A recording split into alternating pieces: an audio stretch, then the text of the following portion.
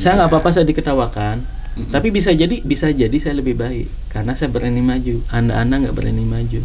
Sekian, wassalamualaikum warahmatullahi wabarakatuh. Kita langsung keluar, Pak. Ini kalau kita berbicara modal, satu yang dipunya Bang Wira ini modal nekat dan modal mau tampil. Iya betul. Dan satu Bang Wira sangat luar biasa. Pikir gini aja, mensugestikan diri. Paling penonton nggak ngerti juga dia ngomong apa nih gitu. Satu itu memang yang harus dibentuk pola pikir itu kita harus bentuk seperti itu. Betul, jadi kita selalu memposisikan pokoknya saya di atas. Iya. Pokoknya saya yang paling tahu. Pokoknya pede aja. Betul. Gitu. Kita semua anggap ya bidang-bidang dalam komunikasi itu pernah kita ikutin lah kayak gitu. Okay. Seperti Pak Iswan bilang tadi, kadang kita bisa karena kita masakan diri untuk bisa gitu. Dan memang harus itu kita lakukan saya pikir. Betul. Nah dari situ kita belajar.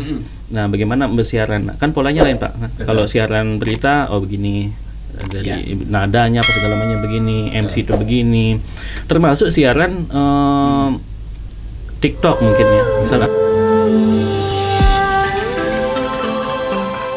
mengembangkan ilmu komunikasi, public speaking yang dia kuasai sejak dulu, kemudian berkembang lagi hingga ke saat ini. Nah, kali ini saya akan podcast ini menjadi 2 part nih. Nih yang pertama kita akan berbicara santai terkait dengan bagaimana perkembangan komunikasi saat ini di tengah digital, konten saat ini. Kemudian kedua, ada yang sangat baru dan sangat unik. Saya banyak terinspirasi dari cerita tamu sahabat saya ini terkait dengan TikTok. Biar penasaran nanti di part berikutnya ya. Kita akan berbicara terkait dengan seorang presenter Lombok TV. Gimana kabar? Ini luar biasa perkembangan pertelevisian kita dari analog kemudian masuk ke digital. Ya. Nah, kebetulan kalau kita sebut nama aslinya lain. Tapi kalau di layar televisi bisa kita kenal dengan Wira Atmaja. Iya, ini Bang Wira, gimana kabar Bang Wira? Alhamdulillah sehat Pak Isran. Sehat Pak ya? Iya, sehat. Oke, luar biasa. Ini cerita-cerita iseng beliau nih. Sekian tahun menjadi presenter, tapi ketika mewawancari TGB katanya tetap gemeteran. Nah, gimana Bang Wira? Perkembangan dunia digital. Pertama kali masuk di Lombok TV dulu seperti apa kondisi penyiaran kita? Jadi saya masuk di Lombok TV itu sebenarnya baru Pak. Baru dari 2005 Pak. 2005 ya? Iya. Lama. Baru berapa tahun gitu. Jadi saya pribadi memang mengikuti betul perkembangan gitu Pak. Dari dulu kita belum ada regulasi bahkan tentang untuk TV lokal dulu belum ada Pak. Belum ada. Pokoknya Lombok TV itu berdiri bersiaran. Iya, jadi kita bersiaran itu 2001 sebenarnya, mulai 2001 Lombok TV dan mulai bersiaran yang secara penuh itu STQ nasional waktu itu, yang di epicentrum sekarang, yang dulu masih ex kantor bupati dulu. Lombok Barat ya. Ya, di situ kita bersiaran, tapi saya waktu itu belum masuk. Dan saya masuk 2005. Di situ saya mulai masuk. Kalau mulai siaran di TV itu saya 2006 mulai. 2006. Pertama posisi apa di Lombok TV? Tukang gulung kabel Pak. Tukang gulung kabel. Serius Pak, serius. Ya, ini memang kalau kita memang melakoni dari awal jenjang karir di broadcast itu kita akan paham. Betul Pak. Jadi apa pentingnya gulung kabel. Iya, jadi saya tuh dulu ya anggap tukang kabel lah gitu. Jadi kalau selesai waktu itu kita ada pengambilan gambar sinetron Sasak waktu itu Pak. Gitu. Jadi kalau selesai ambil gambar kita yang prepare alat gitu kan, gulung kabel segala.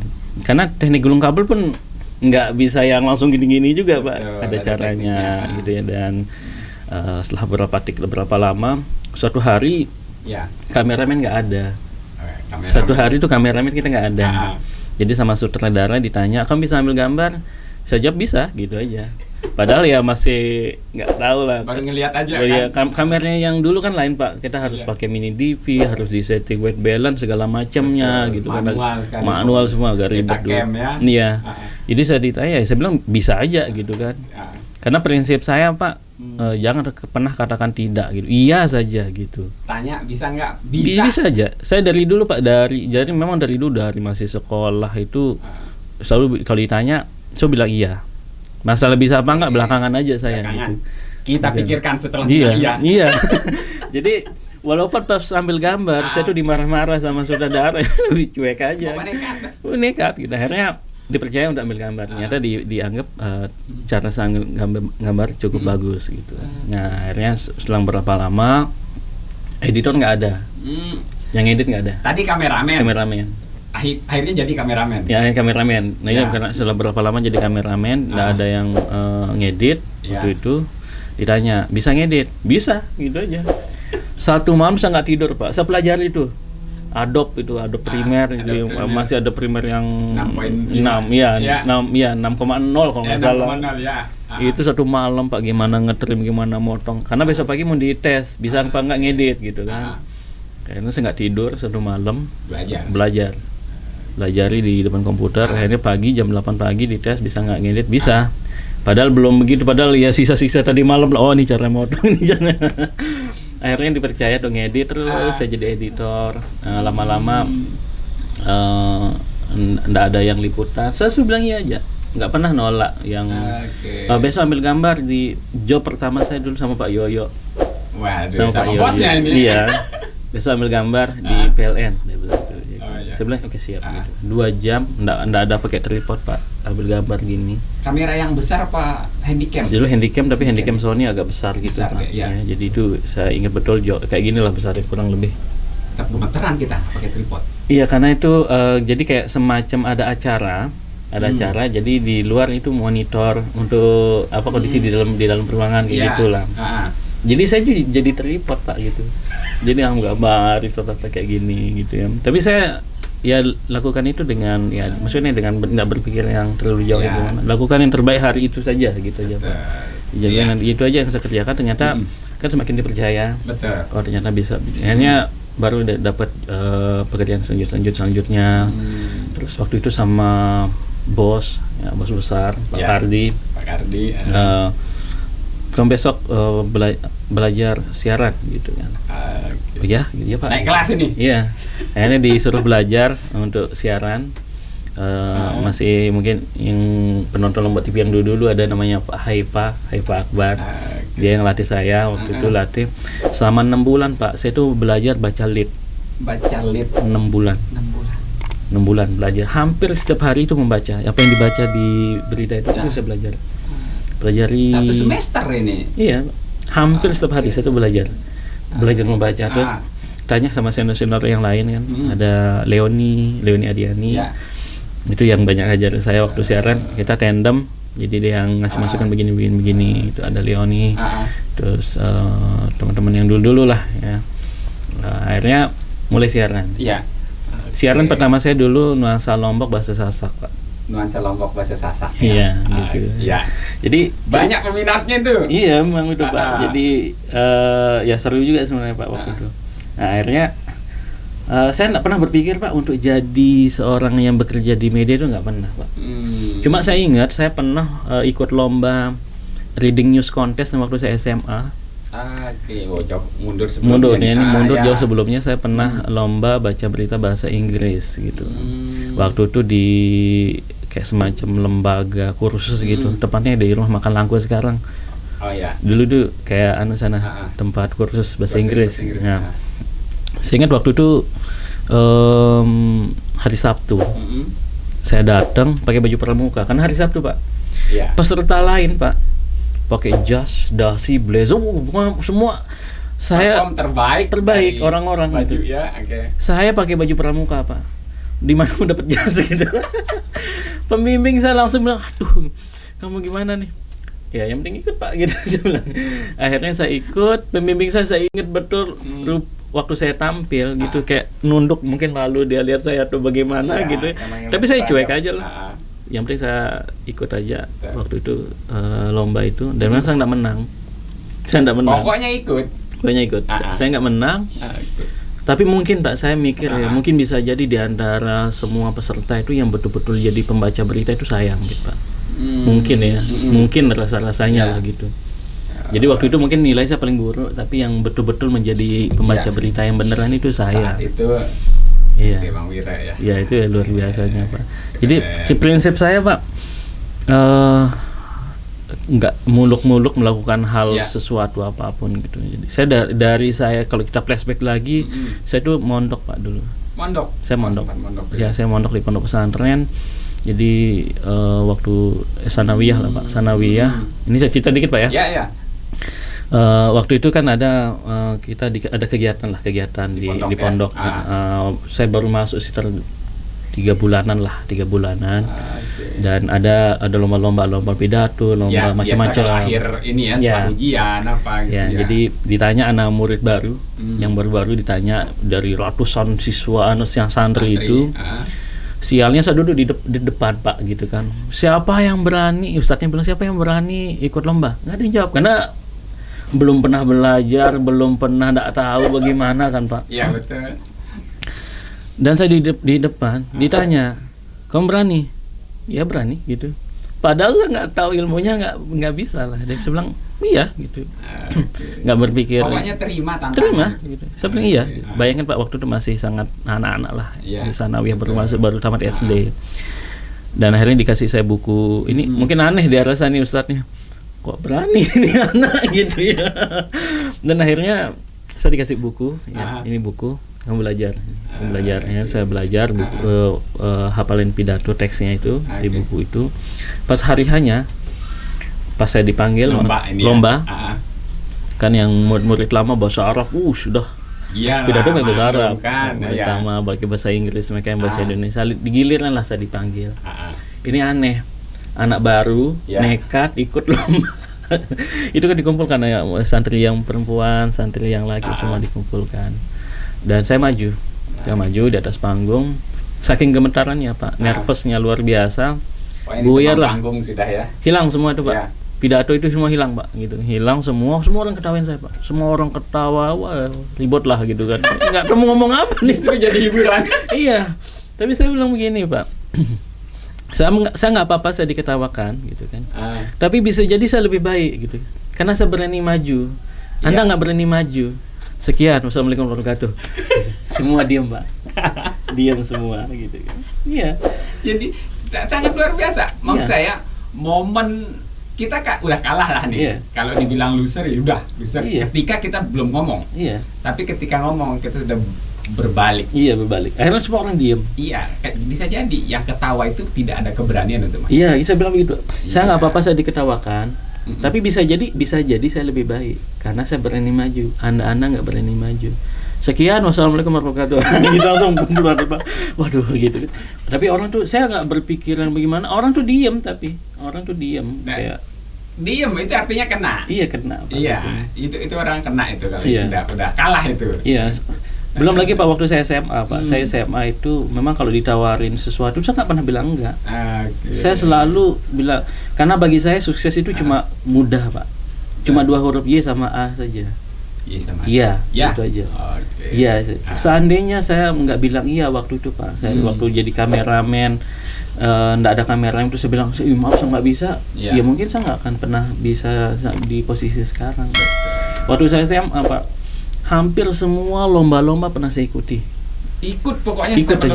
Ikut lomba pidato bahasa Inggris tingkat Pulau Lombok. Ikut aja. Lomba apa lagi ya? Lomba itu di news contest tadi Pak. Terus lomba ini debat. Debat tingkat Kota Mataram, provinsi apa segala macam. Waktu itu saya ikut debat bahasa Inggris. Tapi di kota ini? Di kota. Saya di SMK 3 Mataram Pak. Saya di STM. Jurusannya mesin Pak. Ngelas Pak. Iya, saya jurusan las Pak. Jurusan ngelas. Jadi tugas kita ya buat trali gitu. Serius Pak. Boleh ditanya Pak. Ngelas Pak. Itu basic saya ngelas gitu. Akhirnya suatu hari itu ikut lomba debat bahasa Inggris ya. Dan saya kalah saing ini Pak. Sama saya nggak terpilih untuk ikut di tingkat nasional. Saya nggak terpilih di tingkat nasional. Aduh, agak aduh gimana, pengen sekali sebenarnya ikut gitu kan, tapi kalah saing sama seluruh SMK se-NTB kan Pak. Saya kalah waktu itu. Nah, tapi saya mikir saya harus bisa ikut ke nasional nih, LKS istilahnya, lomba keterampilan siswa. Waktu itu di Semarang waktu itu. Dan ada guru saya tanya, kamu bisa ini nggak komputer? Bisa Pak, gampang komputer gitu kan. Kamu bisa bahasa Inggris? Bisa gitu kan. Belajar AutoCAD namanya gitu kan. Oke siap. Jadi AutoCAD itu software untuk rancang mesin tepatnya. Kita gambar mesin lewat komputer kayak gitu. Waktu itu komputer kan masih belum banyak. Ya, Pentium 3 Pak. Kita pencet sekarang, tunggulah setengah jam lagi baru keluar. Habis kopi 1 gelas. Iya Pak. Itu masih enggak ada apa-apa waktu itu. Jadi saya belajar. Itu tadi prinsip saya waktu itu ya iya saja gitu kan.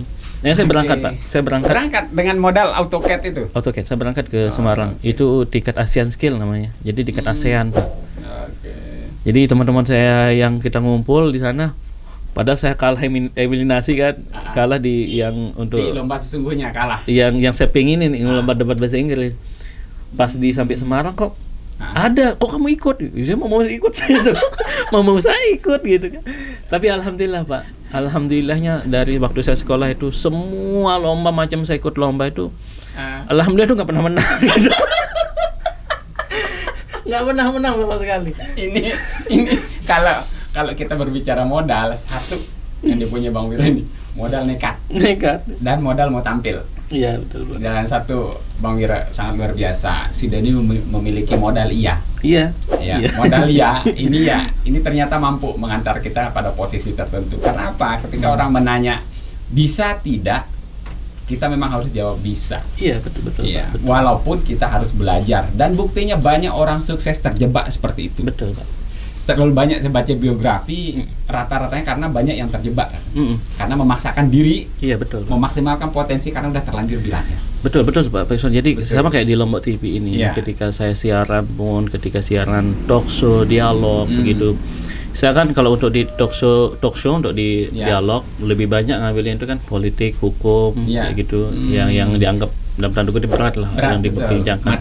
Materi berat gitu. Tapi bagi saya ya sama saja sih sebenarnya gitu kan, sama aja karena membiasakan diri untuk mencairkan nota nih, kalau sudah ngomong nanti ya cair aja sih gitu. Suatu hari saya pernah Pak, jadi waktu itu dialog mendadak, mungkin setengah jam sebelumnya baru dikabari dialog. Satu profesor hukum, Profesor Faruk Muhammad, Prof Faruk. Terus satu saya lupa profesor hukum juga, dekan Fakultas Hukum Unram. Yang satunya nih Dr. Kadri, dokter komunikasi.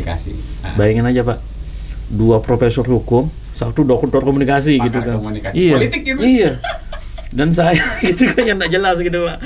Tapi saya mikir, waduh ini luar biasa nih narasumber gitu, mana mendadak lagi. Tapi saya mensugestikan diri, kalau dia sudah masuk ke ruangan ini ruangan saya, terserah saya mau ngomong apa gitu Pak. Iya. Ya akhirnya berjalan saja gitu.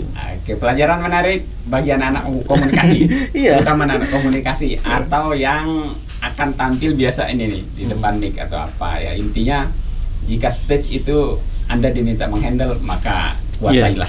Betul. Dan yang lain itu akan menjadi tamu. Betul Pak. Suksesnya acara itu ya tergantung siapa yang mengarahkan. Betul Pak. Dan kalau dicerita Pak, mau cerita apa ya, kayak dibilang memalukan sih enggak Pak ya. Cuma kan urat malu saya nih kadang agak sedikit tipis Pak. Saya pernah nih ceritanya uniknya gini Pak. Konyol, unik, tapi kelihatannya serius di TV gitu. Kelihatannya serius, tapi di belakang layar tuh kayak konyol banget dah gitu Pak. Kacau balau, kacaunya itu gitu. Jadi satu hari itu kita siaran bola. Siaran bola di Gor Turide waktu itu Liga 2 ya, Liga 2 PSSB waktu itu. Dan yang nonton waktu itu salah satu penontonnya itu Alfred Riedel, pelatih timnas Indonesia. Dan ya mau selesai acara datang timnya, Pak wawancara sama Alfred Riedel. Oke siap. Saya tanya yang orangnya, ada translatornya nggak? Ada penerjemah nggak? Nggak ada katanya. Bah kacau nih gitu. Tanya Pak Israel, semua kru Pak Yogi juga tahu tuh. bagaimana ini saya bilang gitu. Wah pokoknya tanya sudah apa-apa, oke gitu kan. Ya itu Pak prinsipnya, nggak pernah bilang enggak, oke saja gitu kan. Bayangin Pak, itu satu stadion nonton ya kan, dan karena kami ini Lombok TV siaran bola live ya. Di belakang saya ini ada sekitar mungkin 20-an wartawan lain lah gitu kan. Iya, ini jadi yang terdepan ini mau wawancara. Iya, karena kita live dan dianggap kayaknya pinter bahasa Inggris gitu kan Pak. Tapi cuek aja Pak, cuek wawancara. Pertanyaan pertama masih kita bisa jawab. Saya berpikir gini aja, mensugestikan diri. Paling penonton nggak ngerti juga dia ngomong apa nih gitu kan. Satu itu memang yang harus dibentuk pola pikir itu kita harus bentuk seperti itu. Betul, jadi kita selalu memposisikan pokoknya saya di atas. Iya. Pokoknya saya yang paling tahu. Pokoknya pede aja. Betul. Gitu. Ini di wartawan di belakang saya ada 20-an mungkin ada Pak, ya kan. Wartawan cetak dan online lah. Semua lah gitu. Karena saya di depan pegang mic, wawancara Fred Riedel gitu kan. Jadi apa yang diwawancara itu bisa dikutip oleh? Iya gitu. Kalau saya mikirnya kan kita bekerja di TV itu kan memang harus under pressure Pak kan, buat tekanan. Betul. Satu stadion nonton, terus kita siaran langsung segala macamnya. Pertanyaan pertama masih lancar. Pertanyaan kedua udah agak-agak deh nih ya kan. Pertanyaan ketiga sampai dia nanya, what do you mean? Dia bilang kan, bah nyala nih. Udah nge-lag. Udah apa nih gitu ya.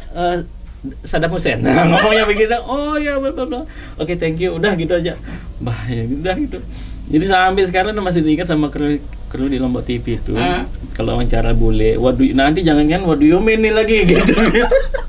Jadi operator Lidl itu nanya, apa maksud pertanyaannya itu gitu. Waduh, konyol Pak rasanya tuh. Tapi ya ini berjalan aja. Oke, ini luar biasa. Jadi perjalanan kita sambil ngopi santai. Jadi perjalanan dalam bidang broadcast ini untuk anak mahasiswa nih, yang mahasiswa kita di kampus ini memang kadang tidak semulus. Betul, tidak selancar seperti apa yang kita perkirakan.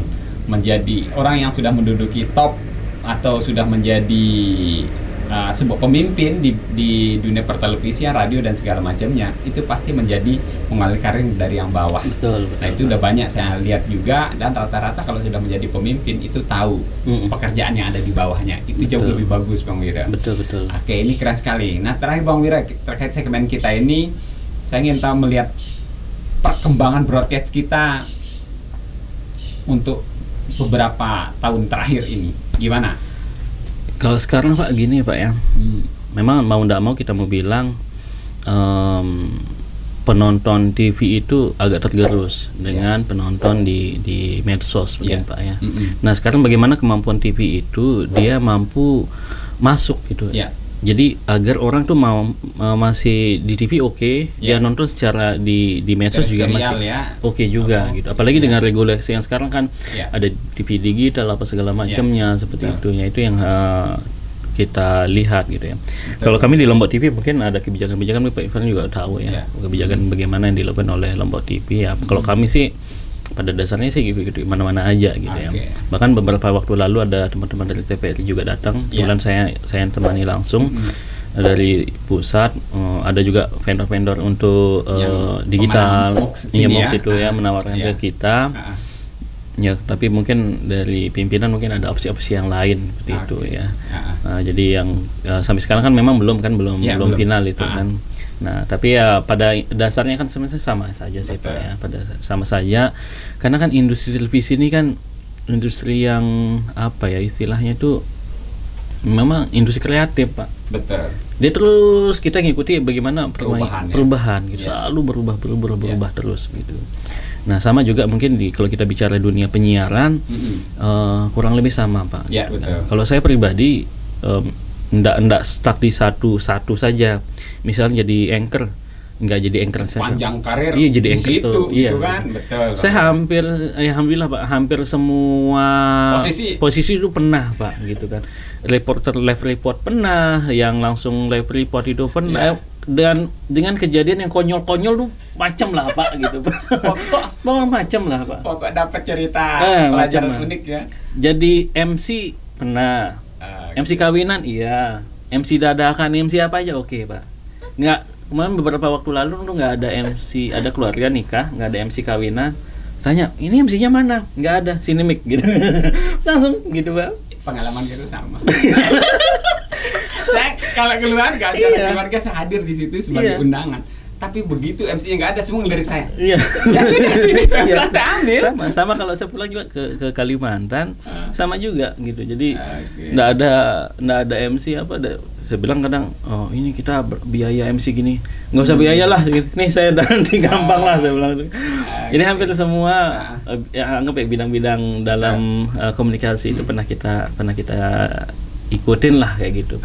Seperti Pak Iswan bilang tadi, kadang kita bisa karena kita masakan diri untuk bisa gitu. Dan memang harus itu kita lakukan, saya pikir. Nah, dari situ kita belajar. Nah, bagaimana bersiaran? Kan polanya lain, Pak. Kalau siaran berita, oh begini, dari nadanya apa segala macamnya begini, MC itu begini. Termasuk siaran TikTok mungkin ya, misal affiliate TikTok tuh. Karena kita kan menjual. Nah, cara meyakinkan orang untuk membeli sesuatu itu kan ada caranya tuh. Nah, itu kita pelajari kan akhirnya. Tekniknya, dasarnya kita udah tahu kayak gitu. Oke, itu keren nih bagian anak komunikasi terutama. Jadi menjadi yang di depan layar itu memang tidak semudah ketika kita hanya bisa menilai ya. Bang Wira, ketika bisa menilai orang salah, kita paling cepat menilai atau menjustifikasi orang itu misalnya ada kesalahan kata atau apapun. Nah, kita tidak pernah bisa melihat bagaimana sebenarnya teman-teman yang itu berproses sebelumnya. Nah, ini cukup bagus untuk teman-teman komunikasi pelajari. Oke, ini segmen 1 saya bicarakan Bang Wira bagaimana mengawali karir sampai dengan saat ini. Oke, di segmen berikutnya kita akan bahas terkait dengan media sosial. Oke, tetap di YS Podcast.